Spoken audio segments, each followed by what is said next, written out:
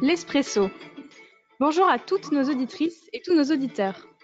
Pour cette émission de rentrée, nous avons le plaisir d'accueillir Frédéric Capraro, Senior Project Manager pour la trésorerie de RTL Group, afin d'échanger sur le thème du suivi des frais bancaires.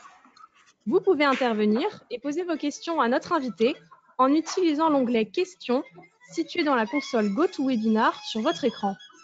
Nous essaierons d'y répondre en direct ou bien après l'émission par messagerie.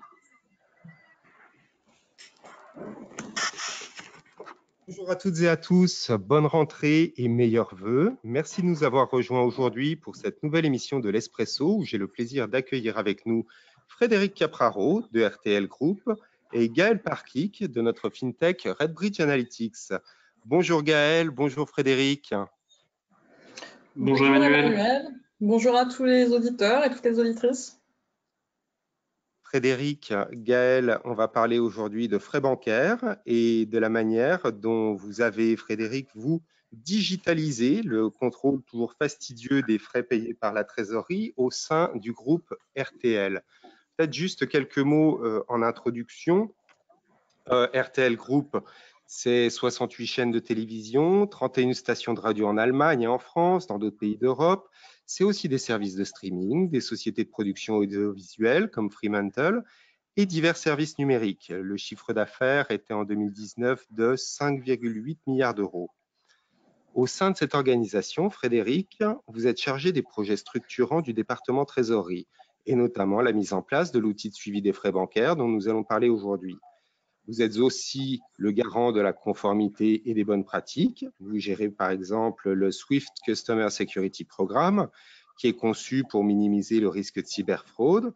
Vous avez également la charge de mettre en œuvre la gestion organisée des pouvoirs bancaires au sein du groupe pour lutter contre la fraude. C'est-à-dire, en fait, vous êtes un petit peu la personne qui a en charge de tous les projets techniques et structurants.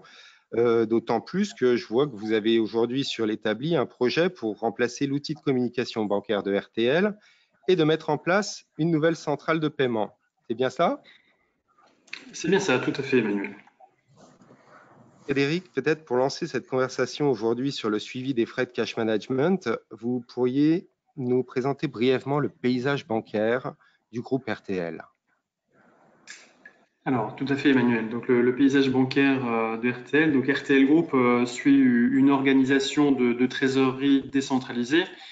Bien que le cash soit remonté au niveau du groupe à Luxembourg, chaque business unit dispose dans son pays de sa propre autonomie et gère ses relations bancaires selon ses propres besoins, en conformité, bien évidemment, avec les policies du groupe. Notre paysage bancaire s'est principalement construit entre 2010 et 2018, où des appels d'offres ont été réalisés pays par pays pour sélectionner avec les BU nos partenaires bancaires. De manière historique et pour des raisons liées à notre business, nous avons également dans certains cas une ou plusieurs banques par pays. Au niveau géographique, nos opérations vont au-delà de l'Europe, qui inclut les pays nordiques et l'Angleterre, puisque nous sommes présents aux États-Unis, en Australie et en Asie. En tout, nous avons 10-11 banques de cash management et on communique avec elles à travers Swift pour nos paiements et pour la réception de nos extraits bancaires. RTL Group a aussi une spécificité, donc certaines de nos filiales, hein, comme Fremantle, qui est spécialisée dans la production de contenu. Et vous avez peut-être eu la chance, ou nos auditeurs ont peut-être eu la chance de visionner une de leurs émissions comme X Factor ou L'amour est dans le pré, ou encore American Gods. Et donc cette activité de production, elle entraîne un nombre important d'ouvertures et de fermetures de comptes, du fait que chaque production, saison est indépendante et à une période de vie limitée. À préciser aussi que notre filiale M6 en France, elle a une trésorerie complètement indépendante. Je crois que c'est clair. Donc moi, là, j'ai noté 10-11 banques, mais ça fait combien de comptes bancaires en tout? Et qu'est-ce qui vous a poussé, en fait, à moderniser le contrôle des frais bancaires? Alors, au niveau des comptes bancaires, nous avons environ 800 comptes bancaires et nous ouvrons et fermons une centaine de comptes chaque année pour les besoins de nos productions. Chacune de nos productions a son budget, son compte et quelqu'un qui est responsable en local, et même si ce compte est intégré à notre centrale de paiement. Donc, qu'est-ce qui nous a poussé à moderniser le contrôle de ces frais bancaires? D'un côté, en fait, on n'avait pas de vision précise sur le montant de nos frais bancaires, ni sur les coûts associés à chaque service de cash management. Et de l'autre côté, on avait trop de comptes et partenaires bancaires pour que notre équipe de trésorerie, qui est basée au Luxembourg et qui est composée de 7 personnes, ait le temps de mener une vérification poussée. Donc, généralement, après… Pardon, allez-y. Oui, non, je disais, oui, c'est-à-dire que vous vérifiez jamais, en fait. Généralement, après le déploiement, c'est ça. Généralement, après le déploiement d'une banque qui était sélectionnée par appel d'offres, on prenait quelques comptes pour vérifier si les frais négociés étaient correctement appliqués. Une fois ces contrôles effectués, et au fil du temps, il n'y avait plus vraiment de suivi. On partait du principe que la banque était honnête et organisée de manière à appliquer une facturation appropriée. Et puis, Et alors, elles étaient organisées, ces banques? on a eu, on a eu quelques doutes, non pas sur l'honnêteté de nos partenaires bancaires, loin de là, mais plutôt sur le caractère organisé. Lorsqu'on a on a fait une enquête préalable à un projet d'harmonisation de pricing des banques qu'on utilisait sur plusieurs pays. Et donc, on a fait plusieurs recherches sur une seule banque, sur des frais de cash pooling, pour être plus précis. Et on a réalisé en fait qu'après la vente d'une partie de notre actif, donc une quinzaine de sociétés, les frais de cash pooling continuent à être facturés alors que les comptes n'étaient plus dans le scope du groupe. Ça portait sur des montants assez modestes, de l'ordre de 15 à 20 000 euros, mais ces sorties de cash, elles n'auraient pas dû avoir lieu et elles ne devaient plus avoir lieu. En effet, c'est là en fait où vous avez décidé de vous tourner vers un outil pour justement essayer de gagner du temps pour le contrôle de ces frais bancaires. Il y a plusieurs solutions en fait qui s'offrent dans des cas comme ça. On sait qu'il y a des solutions qui sont offertes par des modules de TMS. Il y a des fintech, notamment ce que propose RedBridge Analytics. Comment est-ce que vous avez connu en fait notre outil? Alors, j'avais eu l'opportunité de voir l'outil à Eurofinance il y a une paire d'années. Je savais qu'il existait une solution moderne pour contrôler les frais bancaires. Comparé aux autres solutions sur le marché, Hawkeye, donc l'outil de RedBridge, il avait déjà à l'époque dans sa bibliothèque de nombreux formats de fichiers BSB, donc Bank Service Billing, des connaissances aussi dans le domaine de la tarification bancaire. Et voilà, RedBridge apparaissait comme une solution d'expert à mes yeux. Et puis, il y avait aussi un côté pratique de l'outil, qui était un outil plug and play, et ça nous avait assez séduit. Oui. Comment est-ce que votre vision de votre consommation de services de cash management a évolué? Et est-ce que désormais vous avez, qu'est-ce que vous regardez et qu'est-ce que le nouveau module Hawkeye que vous avez plugué vous apporte? Alors, nous n'avons pas réussi à faire tout ce que nous voulions faire, c'est-à-dire harmoniser notre grille de prix au niveau européen.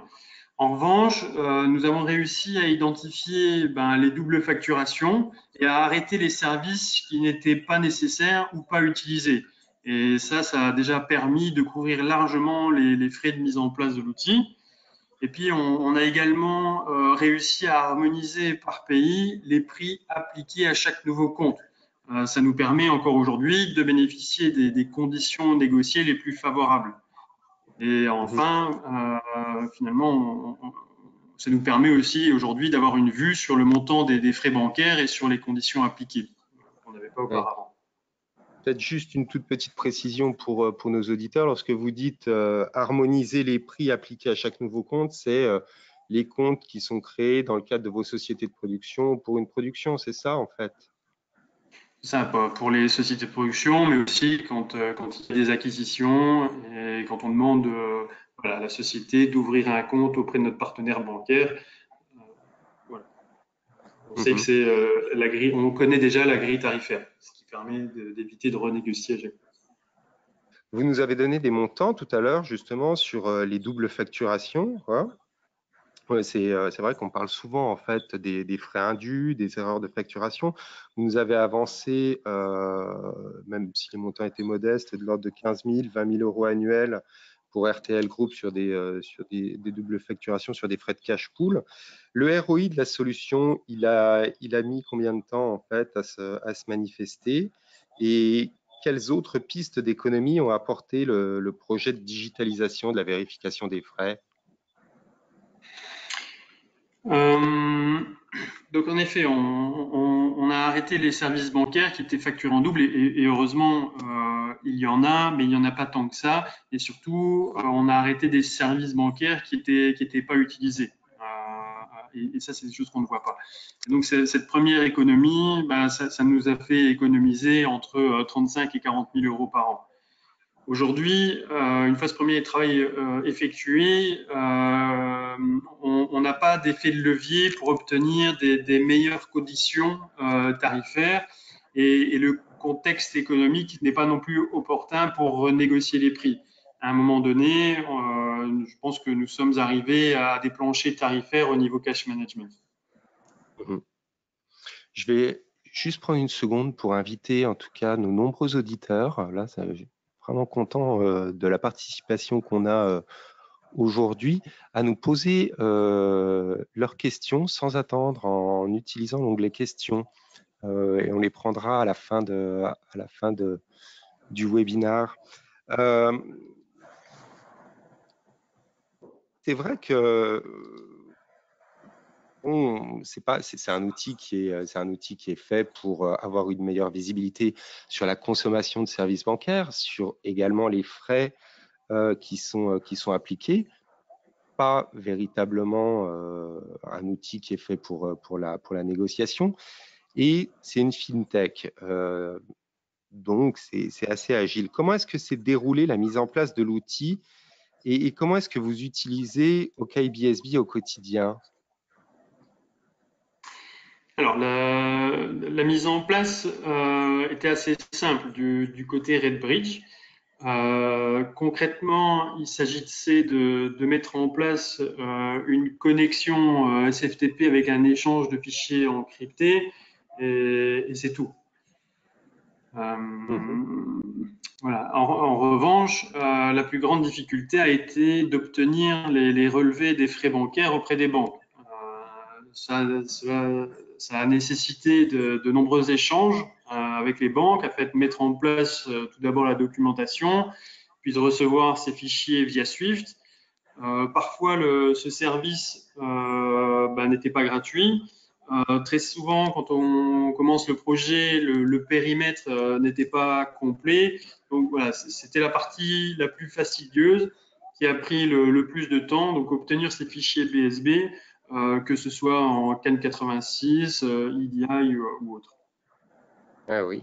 C'était un projet qui avait débuté quand, et combien de temps en fait ça vous a pris pour aller rechercher les fichiers chez les banques? Et aujourd'hui, combien de fichiers de relevé vous traitez? Alors, l'implémentation, elle a débuté et elle s'est terminée en 2019. Et on reçoit des fichiers pour 6 partenaires bancaires. Donc aujourd'hui, au nombre de fichiers qu'on reçoit par mois, donc on reçoit environ une cinquantaine de fichiers par mois. La majeure partie des banques envoient des fichiers par pays. Donc voilà, ils envoient un fichier par pays. Certaines envoient également un fichier par compte, d'où l'importance de mettre au plus tôt une automatisation pour la réception et transfert des fichiers dans Okai. 6 partenaires bancaires, une cinquantaine de fichiers, mais ça représente combien en pourcentage du périmètre bancaire? Aujourd'hui, oui, bien sûr. les partenaires bancaires pour lesquels on a décidé de ne pas recevoir les frais, c'est parce que c'était pas des grands, enfin là, c'était pas les plus gros. Donc en fait, je pense qu'en termes de volume, on doit couvrir 75% du volume de nos comptes. Mhm. Votre utilisation au quotidien, donc, comment est-ce que vous l'utilisez? Alors, on utilise l'outil uniquement à titre d'information. Donc, on a fait nos premières économies avec la mise en place au mois d'octobre 2019. À ce stade, on n'a pas encore fourni aux filiales des accès pour qu'ils fassent leur suivi de manière autonome, mais l'outil OKAI permettrait tout à fait de le faire via la gestion des droits et des accès. Mhm. Gaël, vous êtes Oui, avec nous? bien Gaël, sûr, je vous entends. je vous vois, mais je pense qu'on va se tutoyer. C'est vrai. Gaël, ben oui, On peut. est-ce que l'utilisation que Frédéric et RTL Group fait de Hawkeye est à peu près en ligne avec ce qu'on voit chez d'autres corporates? Et moi, j'ai noté que Frédéric nous disait 70, qui couvrait environ 70% avec les 6 principales banques de sa facture totale de cash management. C'est ce qu'on voit ailleurs? Oui, généralement, c'est le taux de couverture ça voisine à peu près autour de 70%, voire même maintenant on atteint même 100% du périmètre souhaité par le client. Voilà. Et Après, justement, en fait, Frédéric nous disait que pour l'instant, c'était vraiment à titre d'information qu'ils avaient obtenu en fait les premières économies dès le mois de mars, et que là, pour l'instant, ils réfléchissaient à étendre l'accès aux filiales. Comment est-ce que généralement les clients utilisent l'outil? alors ça va dépendre de leur organisation, mais généralement, ce qu'on peut observer, juste après l'implémentation, il faut dire qu'il y a toujours un travail d'analyse à faire pour s'assurer de la bonne application des prix négociés. Alors, recevoir l'information et pouvoir l'agréger, c'est une chose, mais il faut également prendre le temps de découvrir ces services bancaires et tous les frais attenants pour faire, je dirais, le grand nettoyage. Alors au début, on a tendance à l'utiliser de manière presque quotidienne, et au fil du temps, les connexions vont s'espacer. Au fil du temps que les grands postes de services de cash management sont connus et maîtrisés, le client peut décider, en fonction de son organisation et de son périmètre, de faire un suivi soit mensuel, trimestriel, voire même semestriel.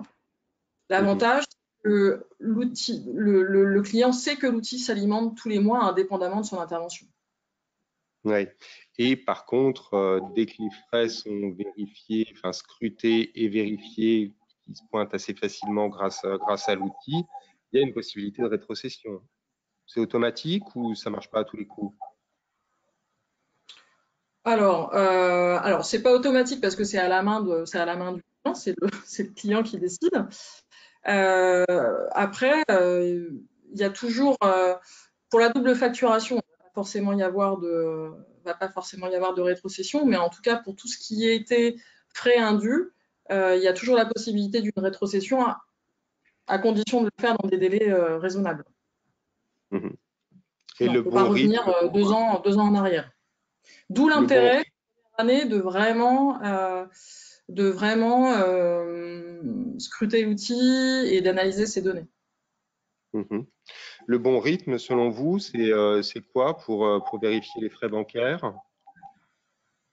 Un mois, tous les mois, Une tous fois les tous 3 les 3 mois, tous les 6 mois. mois? Une fois tous les 3 mois. Ouais. Donc pour compléter la réponse de Gaël, la rétrocession, oui, c'est possible. En revanche, les services utilisés, les services qui ne sont pas utilisés, non, ça, ce ne sera pas possible. Ouais. Frédéric, comme la caféine, maintenant que vous utilisez OKBSB pour digitaliser la vérification des frais bancaires, c'est un outil dont vous pourriez vous passer? Alors, comme je vous ai dit, hein, aujourd'hui, on n'utilise pas encore l'outil comme on l'avait imaginé, mais on ne pourrait pas s'en passer non plus. principalement pour le visu des frais bancaires.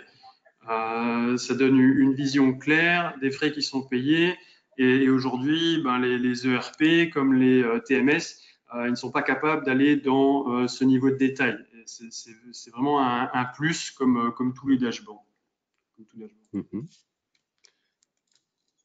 Il y a d'autres choses. Oui, ça nous a permis de lancer quelques pistes, surtout ça nous a aidé à mieux comprendre les services bancaires qui étaient utilisés. Ça nous donne des pistes de réflexion sur comment gérer les paiements. Quand on voit que dans certains pays, les frais de transfert sont bien plus élevés que dans d'autres, on peut identifier des périmètres à intégrer dans la centrale de paiement en organisant, par exemple, des payment on behalf. Ça, c'est intéressant parce que ça aide vraiment à optimiser la consommation de services de cash management en faisant des réallocations là où finalement vous pouvez sourcer le produit moins cher, si on devait résumer. Quand c'est possible, oui. Et des fois, c'est pas possible. Gaël, moi j'avais une question pour toi qui était sur les fichiers des banques et la difficulté qu'on peut avoir à récupérer ces fichiers. Déjà, peut-être, est-ce que tu pourrais nous dire un mot, parce que moi j'ai quand même le sentiment que ça s'est nettement amélioré au cours des dernières années et depuis que OKBSB existe, qu'il y a quand même une tendance au sein de l'industrie bancaire pour que ce soit de plus en plus disponible, quel que soit le format, même si moi j'ai toujours tendance à dire que CAMT 086 c'est un peu l'état de l'art. Où est-ce qu'on en est quand même dans la mise à disposition de ces fichiers BSB et pourquoi est-ce que c'est encore difficile de récupérer ces fichiers pour un trésorier? Je dirais que maintenant, ce n'est pas la disponibilité du service par les banques, en tout cas pour au moins un des formats, j'entends, qui est le sujet. Car maintenant, toutes les banques travaillent désormais sur le projet, voire elles étendent désormais leur périmètre de pays progressivement maintenant. Pour vous dire, la dernière banque en date a proposé très prochainement du CAMT 86, c'est une grande banque chinoise. Donc, ce qui prouve que la couverture s'élargit vraiment. Maintenant, dans l'outil, on traite quand même 120 pays à un peu plus de 40 groupes bancaires. Donc, c'est ce qui fait aussi et ce qui explique ce que disait Frédéric tout à l'heure, qu'à minima, on couvre 65, en moyenne, c'est 70% du périmètre souhaité par nos clients, voire même maintenant, depuis quelques temps, 100% des périmètres proposés par nos clients. Après, comme le dit justement Frédéric, et ce qu'on observe en général, ce qui freine encore, c'est tout d'abord la communication de la disponibilité du service au sein même des banques. À mon sens, l'information n'est pas suffisamment diffusée auprès des agences locales et donc, en fonction du case manager ou du pays, les délais, ne serait-ce que pour prendre en compte la demande, peuvent être plus ou moins rallongés.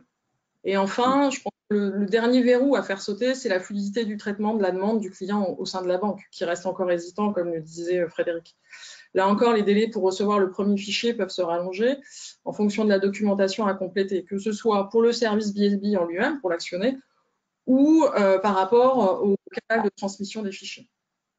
Je vais citer un exemple, c'est encore le client qui doit lister ses comptes pour actionner le service, alors que la banque, selon moi, est en capacité de récupérer la liste des comptes dans ses systèmes, donc ce qui rallonge un peu le processus. Voilà. Bon, dans tous les cas, il ne faut pas que ce soit un frein pour demander à mettre en place ce service. Il faut multiplier les demandes de manière à ce que les banques soient motivées à le développer et à améliorer ce service. Oui. À l'automatiser de leur côté aussi. Il y aurait la possibilité en fait peut-être d'intégrer directement la demande de transmission de fichiers BSB au moment de l'appel d'offres. Vous pensez que c'est quelque chose qui est possible, ça, qui serait envisageable ou souhaitable? Je pense que dans un monde idéal… Pardon. Vas-y, Frédéric. Non, vous d'abord. Oui, merci.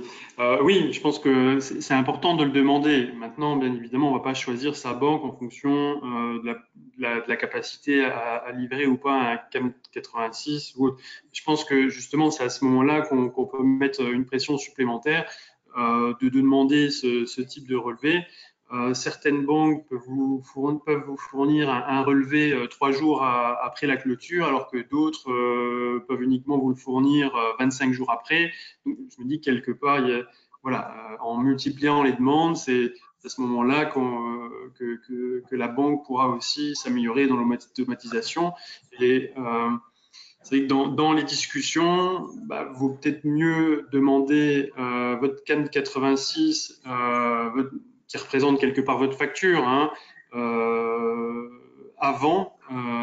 durant le RFP, que par la suite. C'est toujours plus facile. J'ai une première question d'auditeur qui vient pile d'arriver et qui fait vraiment la suite. C'est combien les banques facturent en moyenne ces fichiers CAMT 86? Ça va dépendre de la banque, ça va dépendre de quand vous le négociez. Si vous le négociez durant le RFP, ils vont vous dire, OK, on vous le fait peut-être gratuitement et les frais sont ailleurs. Maintenant, indirectement, ce n'est jamais gratuit. Votre expérience, Gaëlle? Non, exactement, hein.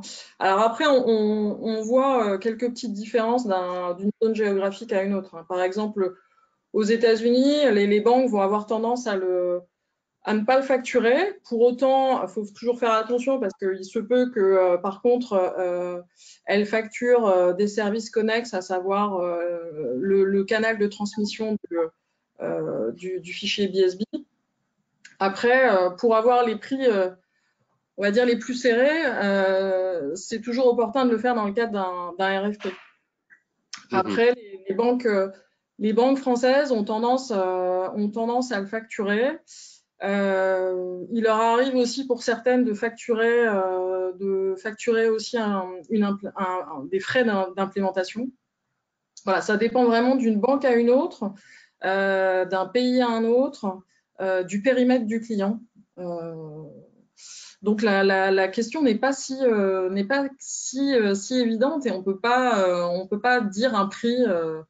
Il n'y a pas un prix qui est établi. Mais ce que je dis souvent, c'est que faut toujours regarder le prix de son MT 940 et de se dire que ça doit pas être plus cher. On parle du coût du CAMT, mais j'ai beaucoup d'auditeurs qui me disent mais quel est le coût de la solution RedBridge?